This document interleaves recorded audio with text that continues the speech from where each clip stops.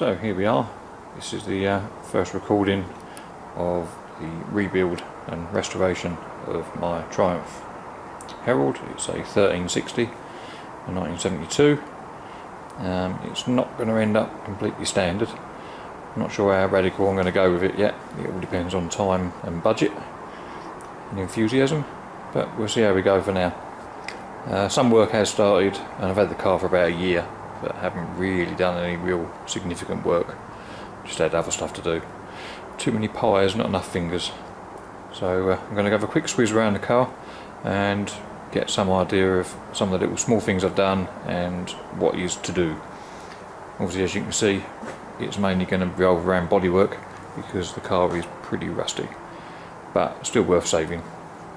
So, back end, paranoia has led me to cover up the number plate. You never know who's out there. I've also got tin foil on my head, just in case of alien intervention. I took off the rear valance and the corners, the bottom rear quarters, because they needed a little bit of repair. The rear valance was a fiberglass one, which I'm not averse to reusing. I'm not that fussed about originality on account of the car being so cheap when I purchased it. And sure, there is some value in the car, but only once it's fully restored. And my skills, although I'll get it up to a good standard, it's never going to be a show winning car, so what's the point? Just want to get in the thing and drive it and use it and enjoy it. So rear lights I took off this side. I've bought some spare ones, so they're knocking around here and about. Most of the chrome work is included on the car, so that's all good. Generally it's fairly solid structurally. I'm saying that on video, and no doubt I'll have egg on my face at some point. But looking at areas around the bottom of the lights, I've seen people do fairly significant repairs around there, and although there is surface rust there, which probably will go a little bit deeper once I start digging, it'll only need a relatively localised repair. Over the other side, it's very much the same sort of thing, a little bit worse here. Oh, there we go. Poke a hole just for the camera. Underneath, it's had previous repairs, and you can see some welding around there. It's not the prettiest welding in the world, but it appears to be functional and fairly sound, so if it's not broke, don't fix it. Haven't ventured properly underneath the car other than to know there's millions of spider webs, which I'm not looking forward to delving into, but who knows, at some point I might get an airline rigged up and I'll just blow the pesky little things off. The exhaust needs changing. It's got a massive blow at the front of the back box, but that's fine because there was a spare back box came with the car, so I'll quickly throw that on. In fact, it might even be a hole in the silencer itself. I've not really bothered looking too much. Boot lid is basically sound. Inside, well, any dead bodies? No dead bodies, just a load of junk. The fuel tank did come out because when I first tried to get the thing running, there was a smell of fuel from the back which I had to investigate, and that turned out to have been a leaky pipe underneath the tank. The tank itself was solid, so one of the first things I did was just to give that a good rub down and give that a coat in spray hammerite. It's not a brilliant finish, there's a couple of runs, but no one's going to see it. Well, actually, you're going to see it. Stupid thing to say. Boot floor, you can just about see down here. Let me pause the video a second, I'll go and get a light. And back again. It was almost no time at all for you. So, down there, there's a couple of holes around the chassis outrigger, or the rear support piece. I understand it's a 2 or 3 layer piece of steel work, so I've got a little bit of fabrication to do down there. And obviously the fuel tank will have to come out to do that. The other side, I will empty the boot out and do a bit more footage of that. It's actually pretty solid, so at least I've got a basis to copy and try and get the shape something similar to what it should be. You can see the underside of the boot lid, a bit of surface rust along the lip, but other than that, generally okay. Dent there, I'll see if I can get that straightened out a little bit, try and make it as good as I can with my abilities. Chromework handle wise, the boot lid handle is pitted and corroded, but to be honest, I'm unlikely to change that unless a good one falls into my lap. Rear wings. The car's parked over one side of the garage at the moment, so I won't be able to record down the other side until I've moved it, but for now the actual wing itself appears solid, but appearances can be deceptive, mainly on account of the fact it has been hand painted with a roller by the looks of it, because the texture is absolutely awful. But I'll find out once I start stripping that off. You can see the repair panel that someone's put on, it sort of extends up to there. This is possibly all new, but I'll have to do some touching up and repairs once I start digging about. Let's get the light again. Blind myself. So under the wheel arches, it does seem fairly reasonable, he says, looking at some rust. So we shall see. I'll see what I get. Bottom of the rear wing at the front edge, that obviously needs some work. It's solid, but obviously not there. There you go, look, bit of destruction, that's what you like, live destruction. Wheels, obviously, I got those sandblasted those, repainted those. Wanted to go for kind of a custom hot rod looking look. The vision is that the car will be black when it's done, so black and red and chrome is always a good combination in my opinion. And the tyres are new, so if you start with the important stuff and forget about the rust, I'll do that later. So nothing else mechanically has been done until we get to the engine, and then I'll show that. The car is currently a saloon. It has been run as a convertible on account of the fact that the roof isn't even bolted down properly. At the back end it's all moving around, and I don't think these posts are bolted down properly anyway. So, and there's a tonneau cover included when I bought the car, so, and all the press studs along the doors, so that kind of indicates that it has been used as a convertible at some point. So at one point I will throw the roof away, but for now I'm leaving it on to try and keep some rigidity in the shell and chassis while I'm doing some of the repair work, which I think is sensible at this time. The bit of rust that I'm not looking forward to dealing with is along the tops of the rear wings.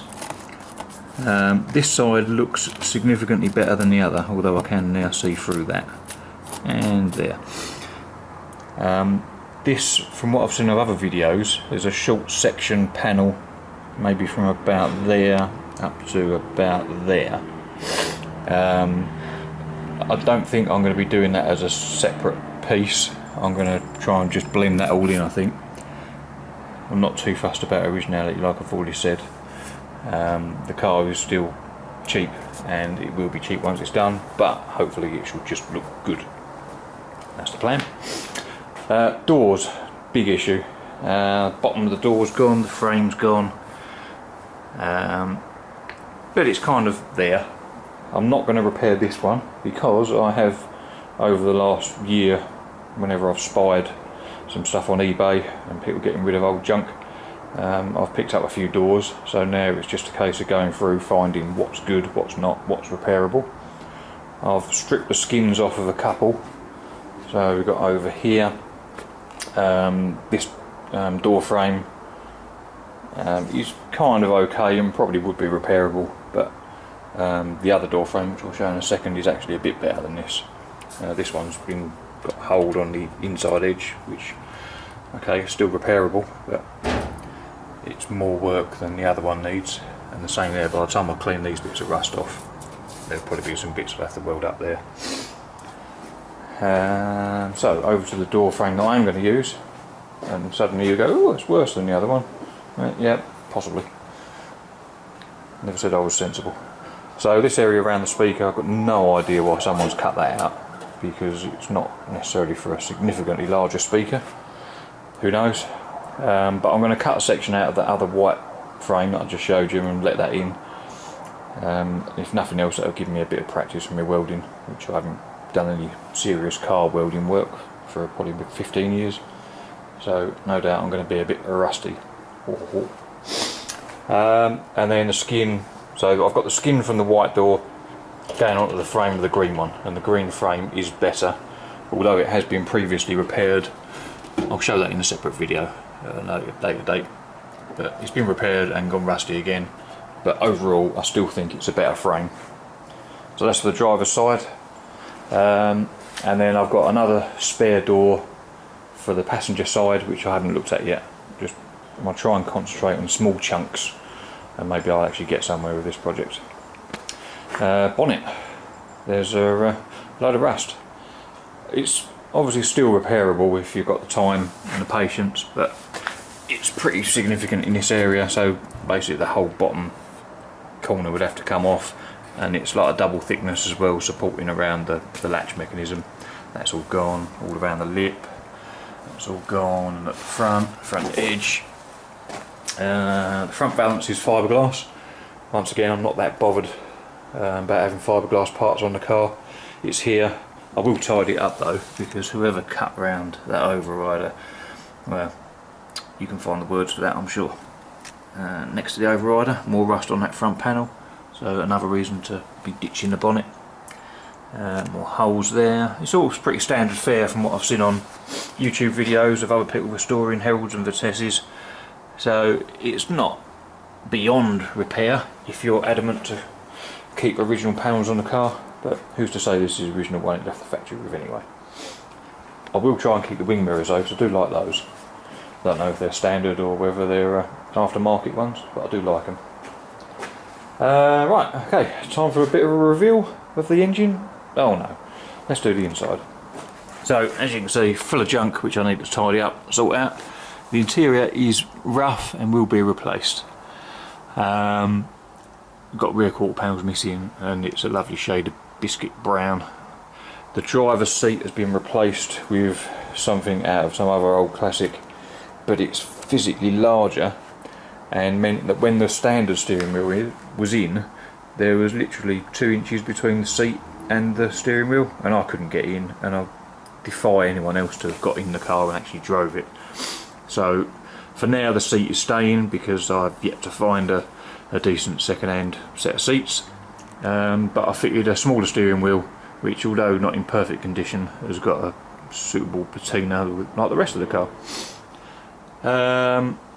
You may see, if I get the lights, hang on, it's all live, you know, there's no script, you may have guessed.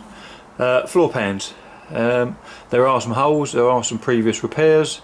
They're generally solid, he says, before taking paint off. So my intention with those is not to replace the panels. I am trying to stick to a budget of some description, so I will be patching stuff as best and as neatly as I can. It'll all be functional, and then if someone in the future wants to be doing a full-on restoration, then they're obviously more than welcome. But for now, it's more important to me just to get the thing put together and solid and safe, and watertight would be nice, but I'm not entirely sure whether Triumph managed that from the factory. You'll notice that the gearbox tunnel is missing. The gearbox tunnel was removed so that I could take the gearbox out. The gearbox came out because once I had the engine running, which I may as well show you now, not running, but I'll show you the engine if I can lift it up with my bicycle and other suitable accoutrements. Yep, okay, we're good. So I did have the engine running. I bought the car as a non-runner. It was off eBay, as you do. Very little information from the person selling it, because they didn't know what the hell it was, and the price was suitably cheap because they took some appalling photographs. The pictures were upside down, inside out, back to front, in the dark and everything, so you couldn't really see what you was buying, but I was prepared to take a chance simply because the price was right. It was so cheap that I could have broken it and got the money back, so here it is. So yeah, just when I got the car home, I thought, right, let's try and get some enthusiasm and I'll have a go at getting the engine running. I'll put some fuel in it. I put a new set of points in it simply because there was some with the car, so I put those in, set the gap on them, sorted out a battery, put the battery on it, and it cranked over okay, but didn't fire. Squirted a bit of easy start fluid into the carburetor, and it attempted a fire, so that was all good. But then I found the priming lever on the pump, on the fuel pump, and didn't matter how much I was pumping that, no fuel was coming forward. So it was obviously a fuel issue. So I replaced the pump, which you can just see down there.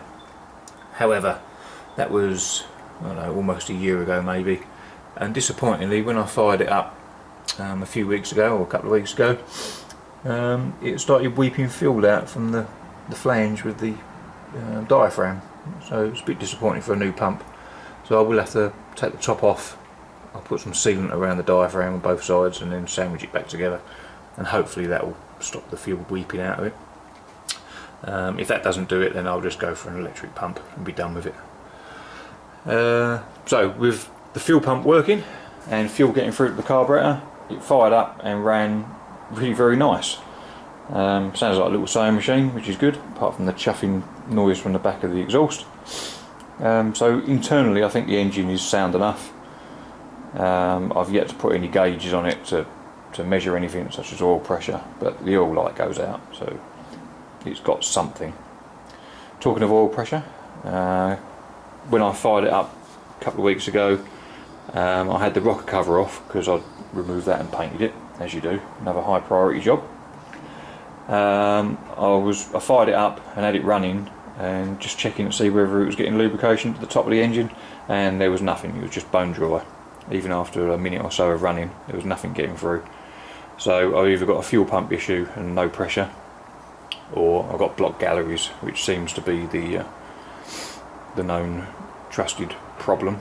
So I'm guessing I'm going to have to pull the head, which is a shame because it's running so well. But I'll pull the head, clean it all up.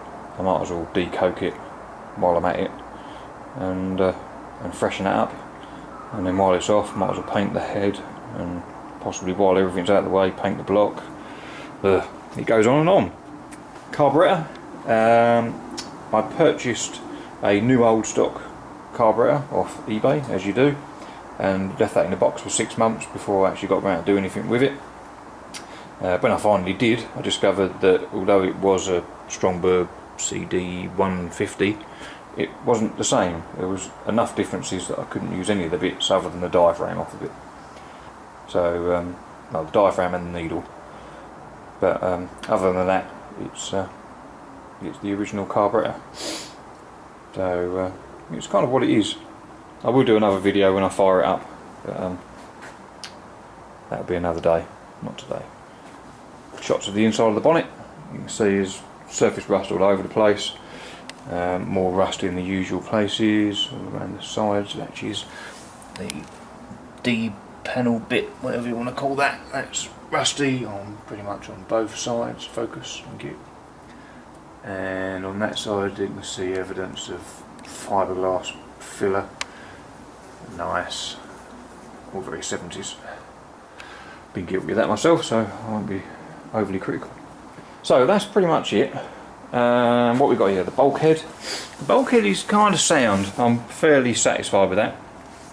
There is surface rust, obviously, that will clean up and probably reveal a hole or two, but I'll just patch that as and when I need to. The rest of it I've had to clean up. None of the hydraulics worked, they was all seized up, so both the master cylinders came off. I did the clutch one first because after I had the engine running I wanted to see whether the car would drive. Promptly put it into gear and then or try to put it into gear. The clutch wasn't working, so that was a bit of a no-go. So what I did then, I rebuilt the master cylinder, and that didn't work. It was just so badly damaged inside that I ended up getting a replacement. So I've got a replacement one.